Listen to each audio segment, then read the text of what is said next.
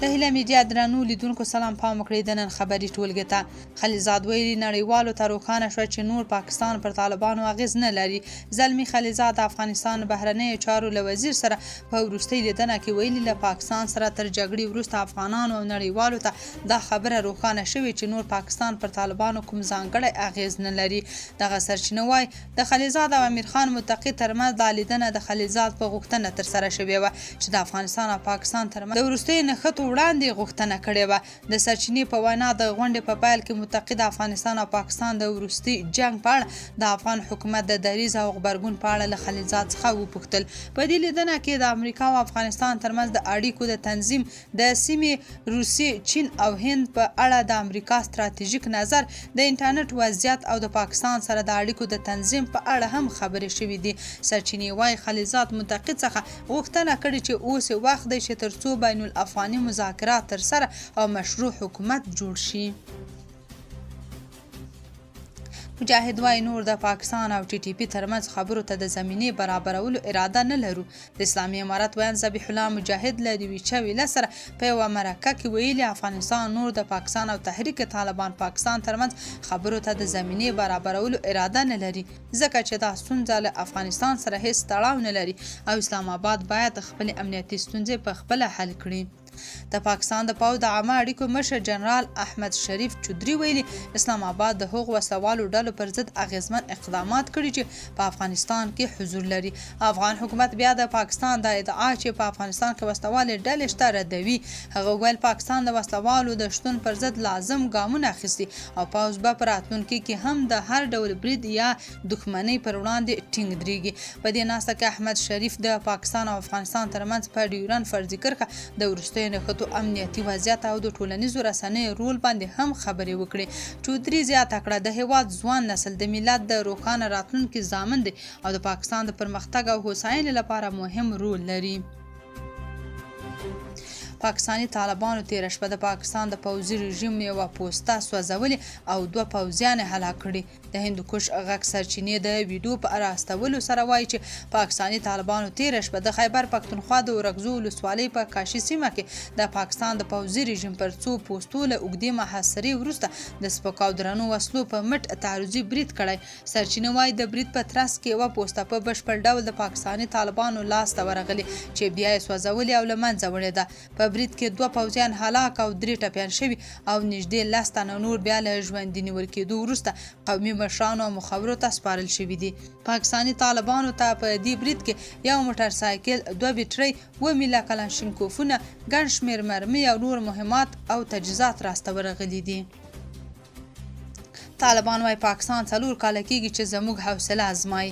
د بهرنیو چارو وزارت اداري او مالي مرستیال ډاکټر نعیم او د افغانستان لپاره د چین ځانګړي استازي یوشیاو یونګ د افغانستان او پاکستان پر وروستي کړکېچ بحث کړی.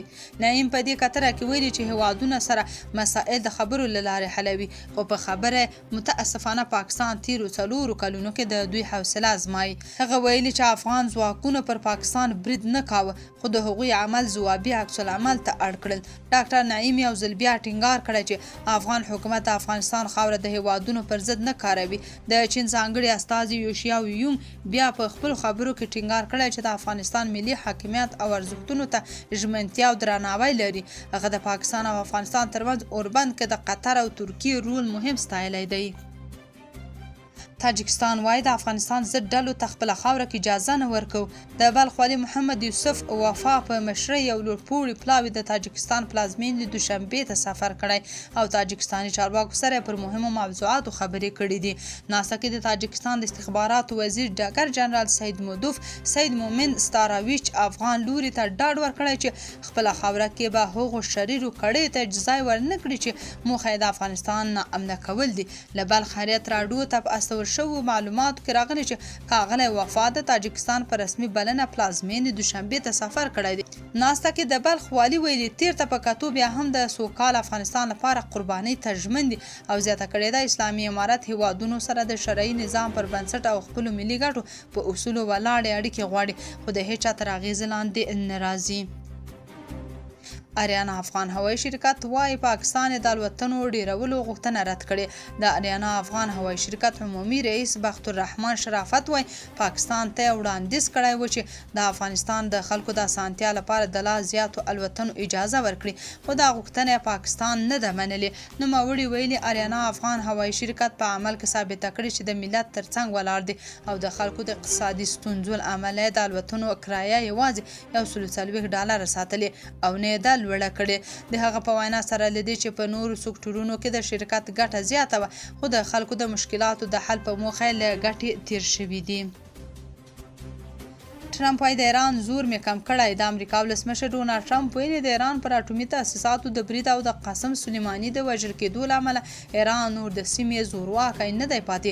هغه د ټایم مجلې سره په مرکه کې ویلي دا اقدامات د یو نوي او بدل شوي منځني ختیځ لامل شول، او که ایران لا هم پخوانۍ ځواکمنتیا لرلی د غزې د سولې په څیر هوکړه به ممکنه نه وه. ټرمپ زیاته کړې چې د ایران د نظامي مشرتابه 3 مشران په پرله پسې ډول له منځه یوړل شول او د اټومي تاسیساتو پر وړاندې د امریکا عملیات بشپړ بریالي و چې د ایران اټومي وړتیا له منځه یوړله. د افغانستان د سوداګرۍ او پانګونې خونه وایي هند سره د هوایي دهلیز درلودل نن سبا د دوی جدي ضرورت دی. د افغانستان د سوداګرۍ او پانګونې خونه هند سره د هوایي دهلیز په بیا پیلېدو ټینګار کوي. وایي دا نن سبا د دوی جدي اړتیا ده. د دغې خونې د مدیره پلاوي غړي خانجان الکوزي چهارشنبه د اکتوبر په 22مه ازادي راډیو ته وویل دا مهال دوی هند ته د توکو د صادراتو په برخه کې له سختو ستونزو سره مخ دي. هوایي کوریډور ته ډیر جدي ضرورت شته. په مسافروړونکو کم ایر او اریانا کې موږ دهلي ته له 2 ټنو نیولې تر 6 ټنو پورې وچه میوه صادرو. دا په نورمال ډول ځي او له دهلي نه درمل او نور ضروري مواد کابل ته انتقالوي. خو زموږ وړاندیز لوی الوتکو لپاره ده چې 80 ټنه 80 ټنه مواد پورته کړي. هغه ارزانه راځي او دا اوس چې موږ لیږو دا ډیر قیمت راځي. عدلیه وزارت وایي د مرکزي زون د غصب شوو ځمکو قضیو ته د رسیدګۍ ځانګړې محکمې د لوګر په مرکز کې د ابچکان دښتې په نامه د کابو 15470 جریبه ځمکې د سندونو له بررسۍ وروسته پریکړه وکړه چې یاده ټوله ځمکه امارتي ده.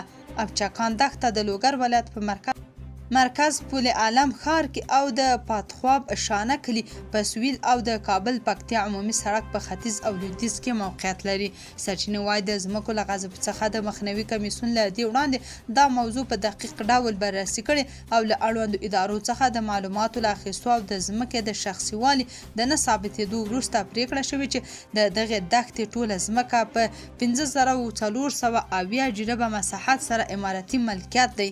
عدلیه وزارت همداره ډاډ ورکړی چې د هیواد په کچه د امارتي ځمکو د بررسۍ تثبیت او استرداد بهیر په کلکه جریان لري.